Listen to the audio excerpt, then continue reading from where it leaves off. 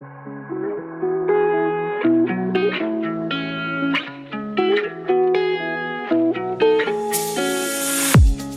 listening to an AINC original podcast. We believe you don't have to do life without a compass. Let us be your guide on this amazing journey. Welcome to Navigating Life with Vision Loss. Hello, you are listening to Navigating Life with Vision Loss. I am your host, Kim Wardlow.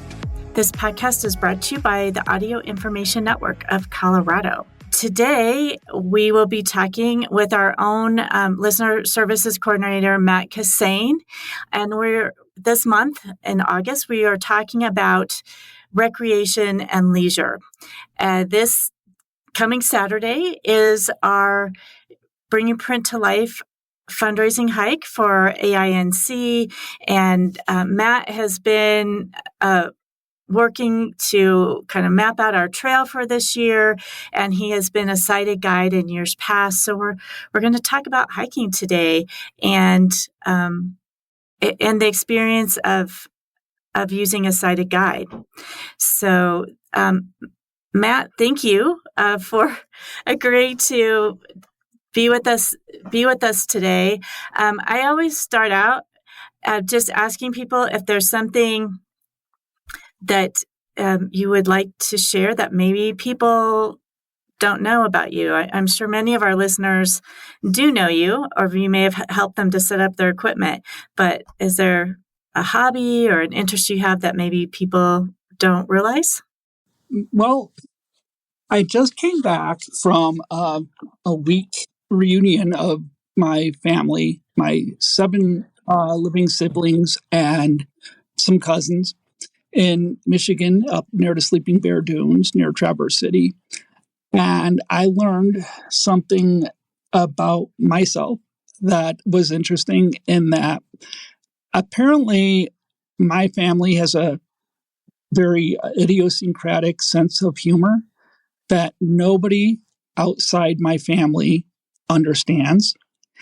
And we've all thought that we were being humorous when people have been thinking we were crazy. And one of my nieces had just come back from Ireland, where she said they're the only people who understand our sense of humor are people in Ireland. And I said, well, I that's interesting, because I always thought that ever since I moved out to Colorado, if there was a Colorado thing, that people take me way too seriously. Mm-hmm. And she immediately said, "It's not them, it's you." So that is one thing I did learn about me. So if you think I'm taking things too seriously, let me know, because a lot of times I'm not. You're not. Okay, good to know. Good to know. So Matt, you were in charge this year of kind of scoping out our hike trail. Do you want to let folks know about the trail that we'll be hiking? And there's really a couple options for hikers this year. Yes. So we are doing it in our backyard, my backyard, a boulder at Chautauqua Park, which has many different trails that web out from it, of many different difficulties and challenges, from the Bear Peak and Gregory Canyon, and scaling the Flatirons, and to just a nice walk in the park type trails that they have there for those who like to do their summer vacationing in Chautauqua. And Penn had picked the Royal Arch Trail, which a lot of people in Boulder are very familiar with, or are somewhat familiar with, I should say. And a lot of people have done. It's quite popular. I've done it, I think, 2 or 3 times. And Alex, our senior tech manager, she is also familiar with it, and we quickly advised Penn that we can't have everybody do the Royal Arch, right? Because it could be kind of technical. It's very technical, it's very narrow in areas. People may get pushed around or fall off the trail in places. So yeah, it gets pretty technical. Although it is not a El Capitan by any means, but it's also it's a difficult like day hike for a place like Chautauqua. But it can be pretty challenging to guide people. I looked at a few of the Chautauqua trails that lead up to the Royal Arch Trail, and I came to really find this kind of horseshoe loop appealing, where people who don't want to do the really challenging hike can still get 2 to 2.5 miles in a nice hike, which with some elevation gain, some diversity in terrain, and do that hike as well. And I think the important thing that we have to keep in mind is that many of our people who are signing up for this hike are people who don't do very much hiking. Some people don't really get outdoors much, and others just they were very active when they were younger, but they haven't done any real hiking in a long time. So those are the people that I'm most concerned about, because we can get people out on the trails and get out there in nature and get the taste of it and be enthused by it. That is a big step for a lot of people. And so I don't want to push them all the way up to the Royal Arch if they don't. Not their comfort level. Right, exactly. There's a lot. Nature creates magic when it comes to a lot of neuroscience within your brain, positivity and combating depression and things like that. However, you don't want to create a trauma either. Right. So, because that would work against it. But it's not going to happen. People should be pretty excited and to hear the sounds, the birds, the animals going up the trees or across the ground. There the creek running, the wind, or the leaves rustling in the wind. That's going to be great for a lot of people. So Matt, some folks might be concerned about how they're guided, because it is a little bit different. Even if a person is used to maybe grabbing somebody's elbow, in a store, or having a sighted guide in certain situations. And I know you've been a guide the last 2 years that we've done the hike. Can you describe for folks the different ways? Because depending on the person and their preferences, there's different ways that a person can be guided on the hike, and a couple of them are not your typical way that you're guided around, the rest of your day-to-day life. Well, yeah, and I just in the 2 years, the 2 hikes that we've done, I had already had experience with different types of hikers, because last year I kind of interacted with other guides, and people kind of exchanged, switched off hikers with guides based on their pacing and things like that. So I got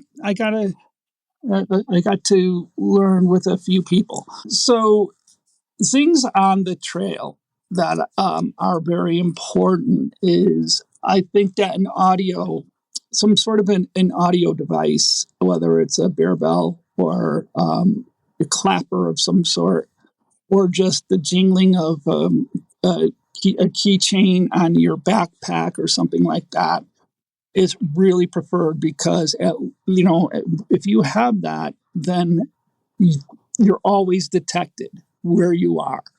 And if you're walking up to the right of the hiker, you're guiding them towards the center, the middle of the trail, or the smoothest path of the trail. And they know by hearing you that you are,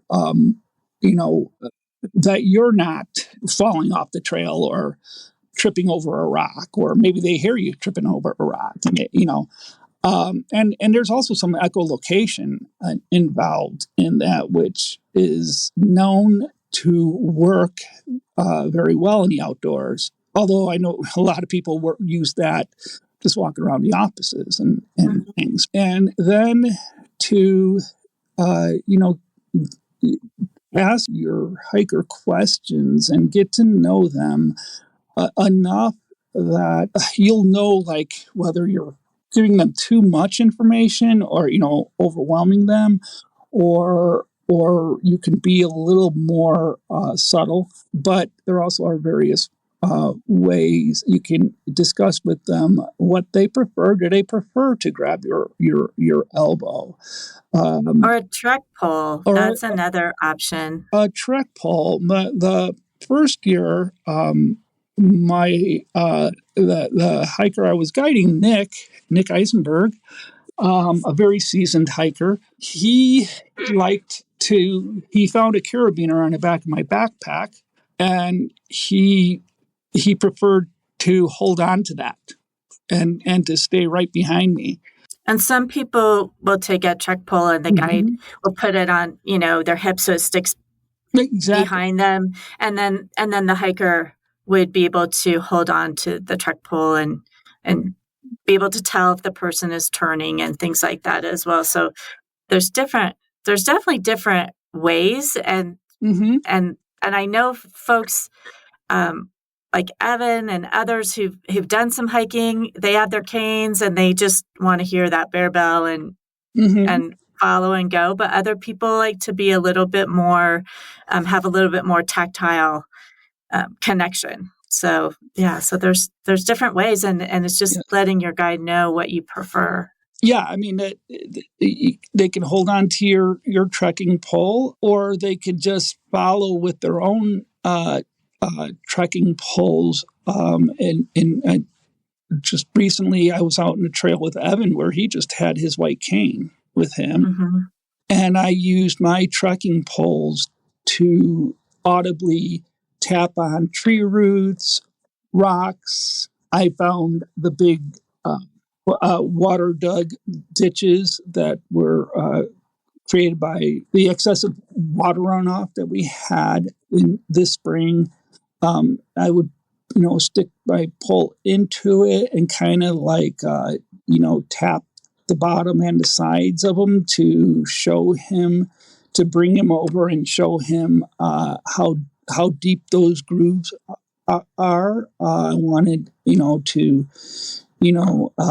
make sure that he knew, because some of those grooves would be an ankle breaker if somebody stepped into it with some momentum. And so I used a lot of audible cues for him. And letting him know, like, when there's rocks, and kind of referencing the size of the rocks. Yes. So I didn't use a lot of the lexicon that Penn uses, like baby heads or things like that. I would just kind of explain to him, coming up, you have two grounded boulders that are side by side. We're going to go between them and then tap them as I get, so he knows the size. There's a part of this trail where there was quite a few twisted tree roots, like above ground, ground level tree roots that, again, could probably break a foot or an ankle if you got lodged under them with momentum. And I don't think I ever said the words tree root so many times in my life when I was guiding him through that. But you could tap on them and let them know, and of course keep. If you're a person who oftentimes mirrors directions and aren't used to talking about left and right, you can get turned around. Get that straightened out, because you want to let them know on the right there's going to be this hazard. On the left we're going to move to the left, or we're going to move to the right. I oftentimes have to stop and think about that, but as long as we're both going in the same direction, I'm spot on about that, because it's when I turn around and look at them, and that's when you get kind of confused. But I've always been a person who likes clarity in directions, so this type of guiding comes kind of naturally to me. So if we have folks listening, I know in past years, we've had a whole variety of ages, and our group is a combination of individuals without vision or low vision and those who are sighted. But we've had a whole range of ages within the folks participating that have low vision or are blind. And I just want to kind of encourage people. We've had individuals that have never hiked before, and they thought, well, that they would try it. We do provide sighted guides. We have volunteers that we train and provide sighted guides, and other folks, they have friends, family members who often guide them in different situations where that's needed, and those folks provide that. But I know, Matt, you mentioned that you hiked with Nick, who's one of our older listeners. Certainly Evan and Ellie White has hiked with us as well, who are younger. But I just wanted to encourage folks to not feel like, well, I'm too old to do this, or I wasn't really a hiker before, so now I'm not sure if that's something I should do now that I've lost some vision. So I don't know, Matt, just from the folks that you've hiked with, if you want to speak to that, or just provide some encouragement for folks that want to get out there and hike, whether it's our hike, we'd love to have you join us this weekend, or if they're just looking to get out into nature in an area closer to their homes. Yeah. Oh, for sure. A lot of people are apprehensive about going into the outdoors for many reasons, and a lot of folks in a greater urban area of Denver and other towns, other cities, are reluctant to spend much time outside their homes. And all I have to say is that we are going to take very good care of you, and we will show you how invigorating it could be, both as the whole nature effect on you, and also how easy it is to just put one foot in front of another and get out there and hike. You don't have to.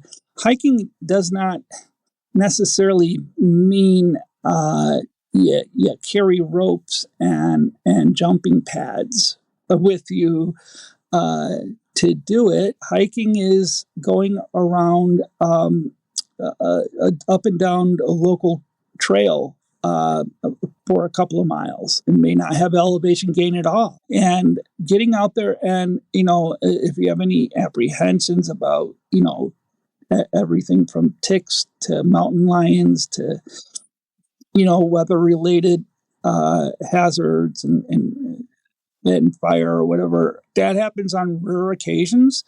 But if you are doing your hiking in the right places, following the rules, and and using the accessible trails, there will definitely be people out there who can help you, aid you, protect you, and the odds of you catching diseases or especially getting attacked by an animal, are very, very low. So, just keep that in mind and do it and enjoy it while you're out there. Put all your senses into it. Listen to the birds, all the subtle smells that are out in nature, have been known to really invigorate your cognitive areas of the brain, the primitive areas of the brain. I actually lately, I've been revisiting a couple of audio. One's an audio book and one's a podcast by Florence Williams, the writer for Outdoors Magazine, among others. In 2019, I believe it was, she did an Audible original. It was called The 3-Day Effect, based on the research of a Utah-based neuroscientist named Strayer. I'm forgetting his first name, but who did research on the hypothesis that if you get out into nature for at least 3 days in a row, it will have a huge effect on you. And in this podcast, they take Sprayer himself, gets a huge group of veterans who have cognitive issues such as PTSD and depression, and took them on a big rafting trip down the Green River in Utah. And the bonding experience was just incredible. And people who relied so much on trust for such their what they did, what they were, trusting the people around them, and all of a sudden to have experiences that really kind of shake that foundation, or much worse. And to the fact that you got company mate and others who knew each other from service, others were complete strangers, bond really on the idea of trusting each other with their lives on the river. And then there was, in the 3-Day Effect podcast, Florence Williams takes out a group of women from Atlanta who were victims of sex trafficking and took them out to the Indian Peaks Wilderness up here west of Boulder. And now in this case, these were people who were not used to going out into nature. They were urban people from not just Atlanta, but there's the other urban areas out east, and just the fact that their experience in nature just changed them. But anyhow, he has done a lot of this neurological research on how getting out into nature really affects your mind. And if you could just do it every, seasonally, like if every, when spring comes around, get out and go for a hike, and maybe once a week, maybe once a month, or definitely if you can, go out camping for a few days. So, I think people will really enjoy it. And we always have fun on these hikes, too. I mean, I've learned a little bit about mushroom foraging, and that I never knew. And it's quite the bonding experience, I think. But yeah, I would agree.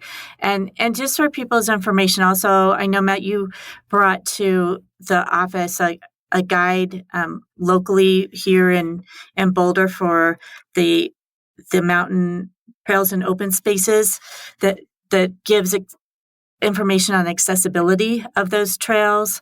So that's something to check out for too, whether you're here in the Boulder area. For sure, there is a guide that can help you know what trails, what accessibility there is on different trails. But that there may be the same type of information in your area if you're outside of the Boulder area. And getting it out in nature is always great. Yeah, Tover Downham is the ranger you're referring to, the Boulder Open Space and Mountain Parks ranger. He is in a wheelchair, and he is their accessibility guide. And he's put out a PDF guide and now a printed guide that you can pick up in open space and mountain parks offices and kiosks about describing the accessible trails throughout Boulder.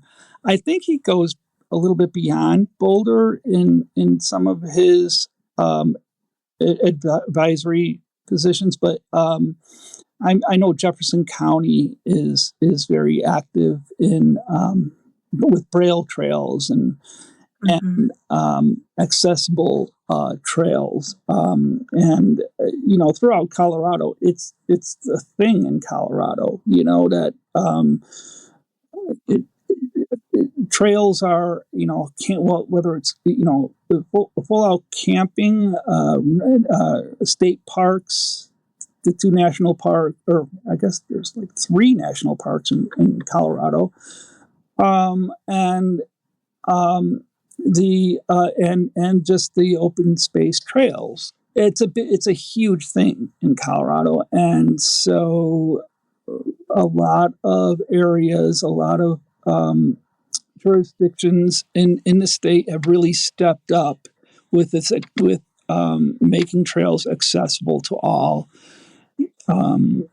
And so many groups like such as No Barriers USA. One thing about last year's hike that took place in Estes Park that we did in conjunction with No Barriers USA, there was so many groups that are specifically our organizations specifically designed to get people with disabilities out on the trails and climbing mountains and things like that. Yeah, and I think for those of us, I know folks may be listening to this that are outside of Colorado, but for those of us, not just in Colorado, but in the parts of Colorado near to the mountains, but even some of the grassland open spaces and things, just to encourage folks to get out and enjoy nature and all the health benefits of it, both physically and mentally and emotionally. As I said, you're welcome to join us this coming Saturday, August 12th, on the hike that we're hosting here outside of Chautauqua. You can find out more about that and register on our website, which is AINcolorado.org.